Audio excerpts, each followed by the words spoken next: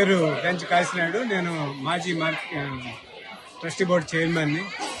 అయితే మా ఇక్కడున్నటువంటి శంబర్లో వెలిసినటువంటి అమ్మవారు ఇప్పుడున్నటువంటి మీరు చూస్తున్నటువంటి ఆలయంలో జన్మించారు. ఇక్కడ పూర్వం ఒక పూరిల్లు ఉండేది. ఆ పూరింట్లో గిరిజన కులస్తురాలు ఈవిడ. గిరిజన కుటుంబంలో పుట్టినటువంటి ఈవిడ అత్యంత మహిమాన్వితురాలైనటువంటిది. ఎందుకంటే ఈవిడ పుట్టిన నుంచి కూడా ఇక్కడ ఉన్నటువంటి అప్పుడున్నటువంటి పెద్దలు ఈవిడ పుట్టుకేమిటంటే సుమారు 400 సంవత్సరాల క్రితం ఈవిడ జన్మించింది. మా పెద్దలు చెప్పిన ప్రకారంగా అయితే ఈవిడ పుట్టినప్పటి నుంచి కూడా ఈవిడ తాలూకా మహిమలు జరిగేది అంతా ఇక్కడ ఉన్నటువంటి ప్రజలకు తెలియజేయడం జరిగేది.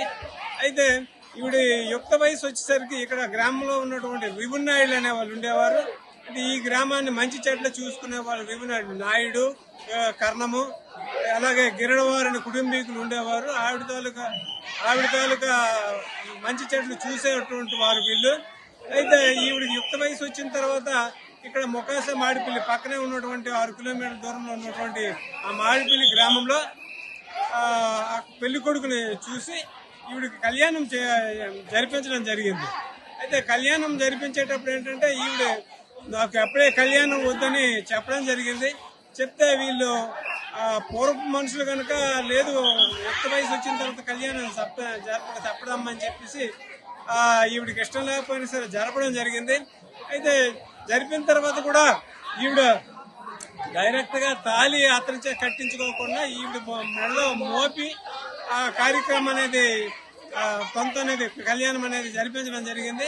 కళ్యాణం అయిన తర్వాత ఈవిడ మేనత్త ఈవిడ కలిపి సభలో ముఖాస మామిడిపల్లి వెళ్ళడం జరుగుతుంది.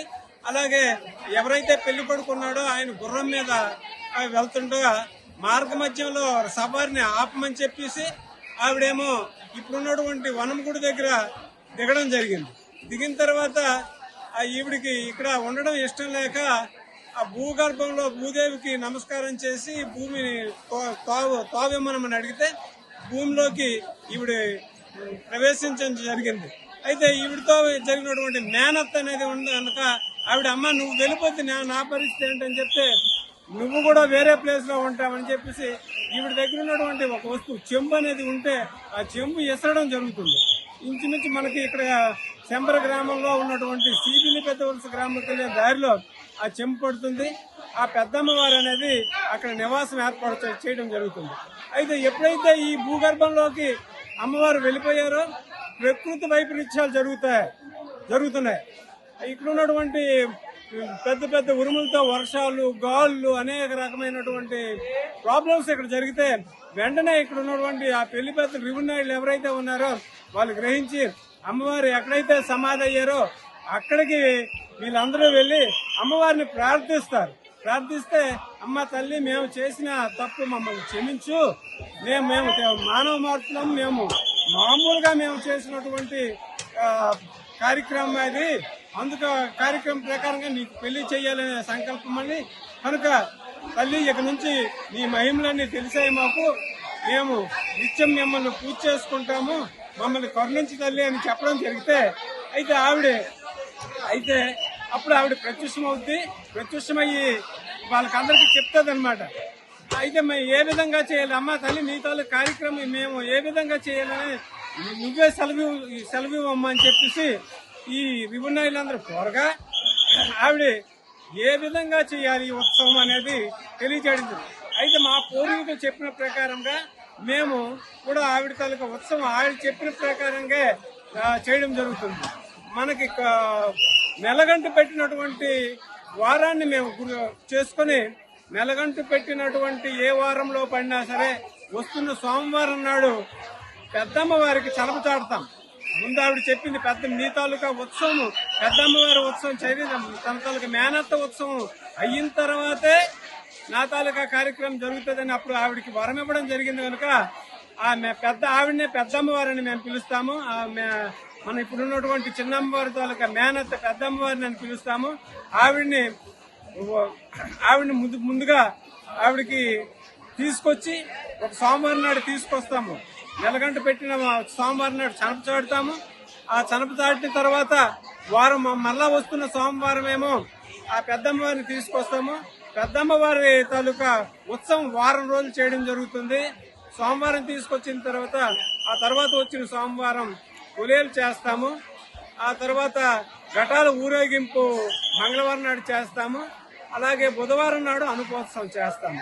అనుపోత్సవం చేసిన వెంటనే అదే రోజున చిన్నమ్మ వారికి చనప చాడతాం. అంటే అది అంతా ప్రాసెస్ కంటిన్యూ అవుతుంటుంది అనమాట.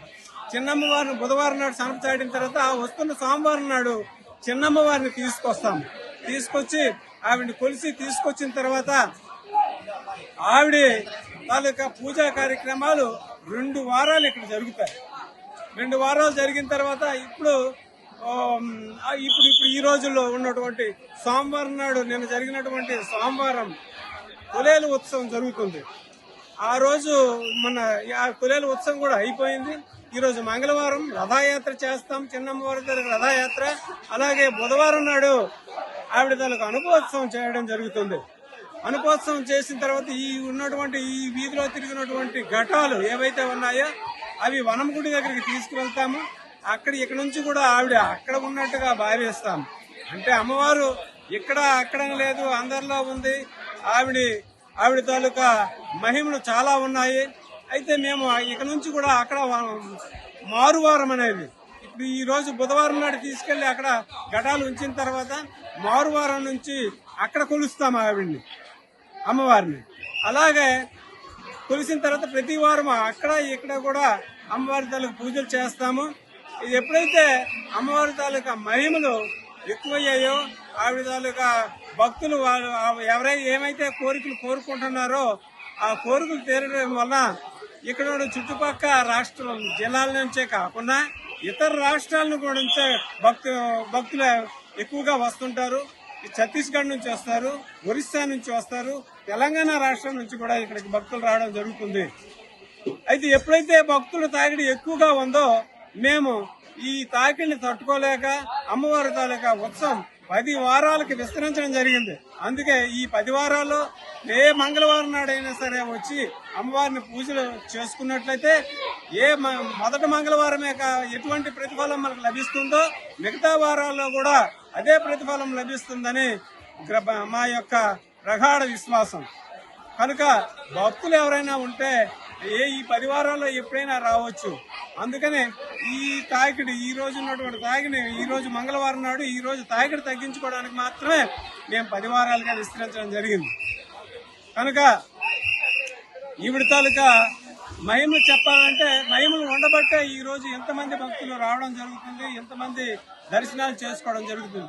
ఈ 10 వారాలు కూడా చాలా ఎక్కువగా వస్తారు భక్తులు. సుమారు ఒక రథయాత్ర నాడే 1,50,000 వరకు వస్తారు భక్తులు.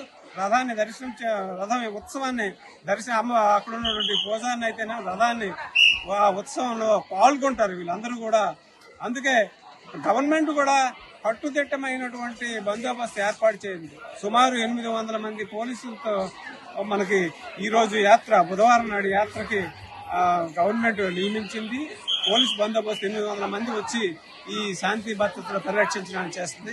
అలాగే ఎండోమెంట్ వారు కూడా ఈ రోజు భక్తుల తాకిడి ఎక్కువగా ఉంటుందని చెప్పేసి భక్తులకు ఎటువంటి అసౌకర్యం కలగకుండా ఎక్కడికక్కడ టెంట్లు వేసాయి, షెడ్లు కూడా వేయడం జరిగింది. Local to global news at your finger tips. మీ చేతిలో ఒక ఆయుధం. Download R TV app. Media legend Ravi Prakash is back.